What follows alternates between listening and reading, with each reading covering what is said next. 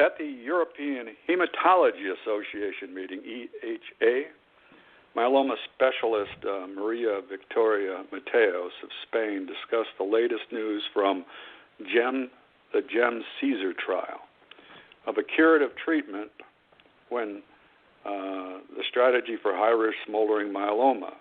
It's KRDS induction, followed by high-dose chemotherapy, KRD consolidation, and maintenance with RD.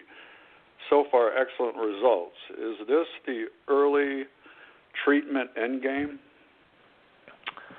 I don't think the end game, because you really have to be kind of at the end to really know this is the end game, and I don't think we're yet curing patients with these regimens, and I don't expect cure with this trial or these regimens. But what we see from this trial is that there are many, many patients who have a great response. And, I think Marie described, 93% overall response rates, and those patients who were MRD negative in about a third of patients after induction therapy. I think that's impressive. And then after transplant, it's about half of patients. And then after consolidation, it's 60% of patients on average. That's very active plasma cell therapy, and you'd expect that patients with intermediate and high risk smoldering myeloma, these patients are going to respond to plasma cell directed therapy, and KRD and transplant and KRD consolidation and KRD maintenance. I think this is all effective plasma cell therapy, and if you're one of those patients, your myeloma is probably, your smoldering myeloma is very well controlled. But, if you're one of those patients, you paid for it, right? You had significant infections, fatigue, counts, therapies, financial challenges, visits to the doctor. You underwent a transplant for something that is not yet described as a clear, or not shown itself to be as a clear cancer. And this really highlights one of the things I think Daniel Leclerc at the MMRF points out is one of the things we really want is we need to improve our diagnostics to be able to get to where most patients with breast cancer, lung cancer, colon cancer are, so that when you do a biopsy or a diagnostic procedure, you know whether somebody has cancer or not. And you can make appropriate decisions based on that. And in my world, you do a bone marrow biopsy and the pathologist calls you and tells you what percent plasma cells, hangs up the phone and says good luck. And we really need to be able to get to where most epithelial-based tumors are to be able to call it cancer or not. And, many of these smoldering myeloma patients are going to develop active multiple myeloma, and interceding early like this prevents the development of fractures, anemia, and kidney failure. So hats off to Dr. Mateos for leading this trial. It's important work, and we look forward to seeing continuations of this thread, as well as other novel interventions to potentially intercede at the myelomogenesis phase and to diagnose smoldering versus active myeloma, to know who has an MGUS phenotype and who has a phenotype that's going to develop myeloma bone disease in 6 months. So let's intercede early and save somebody compression fractures. I love this area of research and can't wait to see it move on. Fantastic. Thank you. Also, in this, talking about early intervention, if you look at the data just on stage 1 through stage 3, if you find myeloma in stage 1, you're going to live 3 times longer than if you find it in stage 3. So early treatment is great, and it seems like if you can find it even when you're smoldering, it might even be better than that. But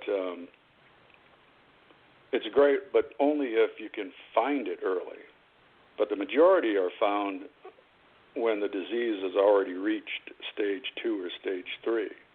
So how do we better find these people in the early stage? Is iStopMM the answer? iStopMM, is a huge Icelandic effort to try to push us farther along into getting early intervention, earlier diagnosis, answer a host of epidemiologic and potentially pathophysiology questions. This is what I'm hoping for here.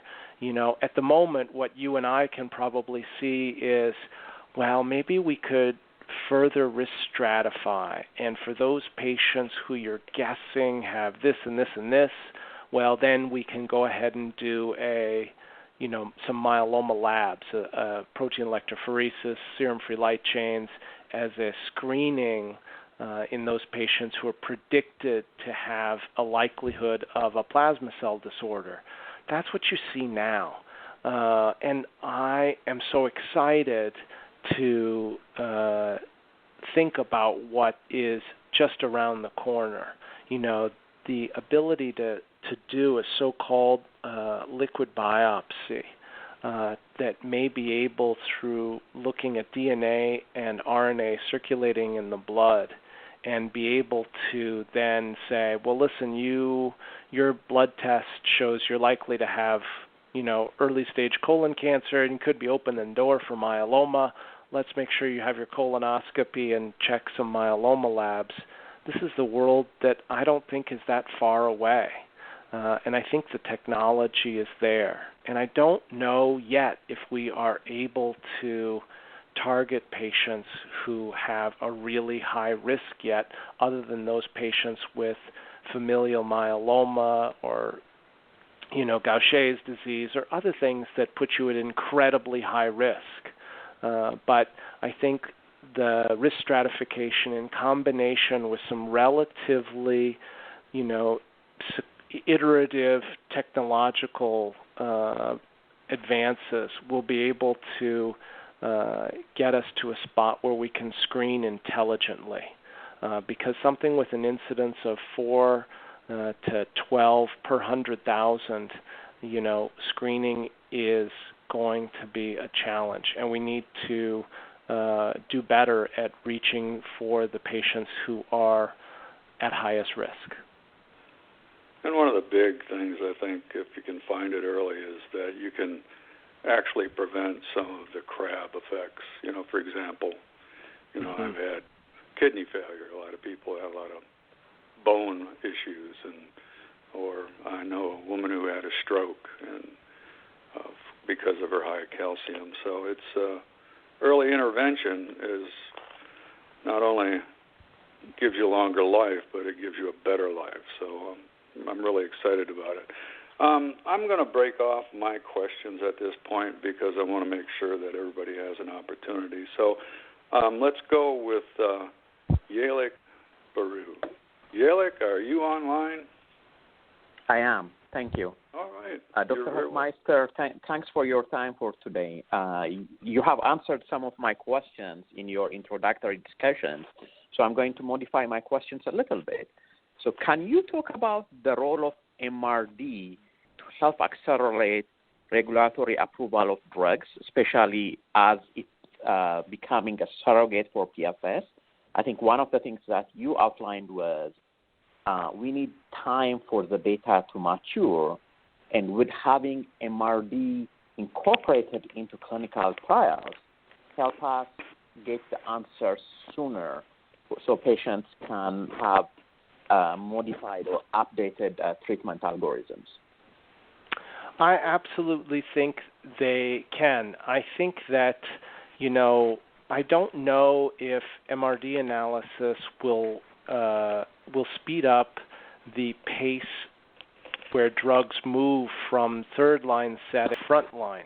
But I absolutely do agree that in the relapse refractory setting, using MRD as a surrogate for response and activity of the agent will absolutely speed up drug development. Because I think in the relapse refractory patient population, showing somebody is MRD negative is a huge bar to get over, and using that to justify that the drug, should be approved, I think is getting closer and closer to being a reality.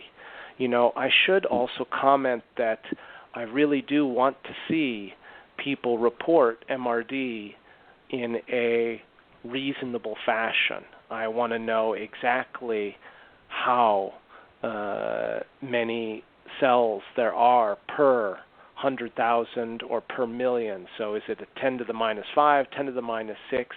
How in depth are you looking at the marrow? And I only want to be talking about that in patients who are in a complete remission otherwise, because I'm not interested in those patients who are MRD negative in their left hip, and their right hip, on the other hand, is a complete mess and unresponsive to treatment. And I think that right now there's a little too much lack of kind of oversight in how MRD is presented. And the IMWG has clearly laid this out, but yet many people in these early abstract presentations do not clearly lay out in the patients who are in a CR, this is their MRD status, which is exactly how the IMWG appropriately laid it out, to be able to well understand patients' overall response and then what's showing up by these sensitive assays with bone marrow biopsy. I don't know if MRD analysis is really going to accelerate the development, the move from approved agents in the third-line setting getting to the first-line setting. As these patients, the drug is already out there. It's available for patients that relapse. But if you're using it front line, you really need a very close assessment of toxicities and the potential for harm. And it's hard to get at this data without having a survival signal and close or at least long survival follow-up. So I think that these randomized clinical trials in the early stages of myeloma treatment are going to be very helpful, and I don't know if MRD will accelerate the move from third line to first line, but I absolutely think MRD analysis will accelerate the move from an unapproved agent to an approval. Interesting. Okay, thank you for that. So one of the things you also discussed earlier was for standard risk patients, DARA seems to have a PFS and potentially down the line an OS benefit for those standard risk patients. And I think one of the things we heard during ASH and last year and ASCO is there is this move to go to giving the best drugs early. And I guess two questions. In your mind, what are these best drug combinations? And if you are moving your best drugs early, does sequencing of how you treat your patients really matter? Okay, well, this is an age-old question, right? I've been talking about this, and we've been talking about this as a community in myeloma for decades. It's, hey, if we have better drugs, do we use them early? Because you know that once they're refractory to that, you won't be able to use that good drug early. And my boss, Dr. Loniel, I love his view. He's like, if I've got a great drug, use it now. Don't think about what's going on, potentially years from now. Very few of us can predict what's going on next week, sometimes not even tomorrow. Use your best drugs early, keep them going, and push the can down the road, because the options available in the future may be better than the options available today, and especially for those patients with difficult to treat myeloma, those patients with so-called high-risk myeloma. You're looking for anything you can to keep their myeloma quiet, to get it quiet and keep it quiet. So I think the best drugs that you have today, you're looking at, proteasome inhibition is a skeleton of effective drug therapy. You're looking for the highest dose or frequency of dosing at a tolerable level. And you can't really dose intensify Ninlaro without significant difficulties. You have very little movement to dose increase Velcade. So you're basically left with carfilzomib as the one proteasome inhibitor that you can escalate up should you need to, and that sometimes has cardiopulmonary side effects that are unmanageable, but that's probably the proteasome inhibitor with the most flexibility. The current most effective IMiD is Pomalyst, whereas CC220 is not currently approved, and the best steroid is still probably dexamethasone, although there's really been no rigorous testing. The best monoclonal antibody, naked monoclonal antibody, is likely to be that's approved is Darzalex, although you don't know whether isatuximab and Moro really are all that different, and I have not seen data for what happens to patients who are DARA refractory and get isatuximab, or isatuximab refractory who get DARA. Hard to imagine those patients would respond. So that's really the best four-drug therapy I'm aware of, and it ignores the cellular therapy, the CAR-Ts, and the antibody-drug conjugates that are knocking at the approval door, thank goodness.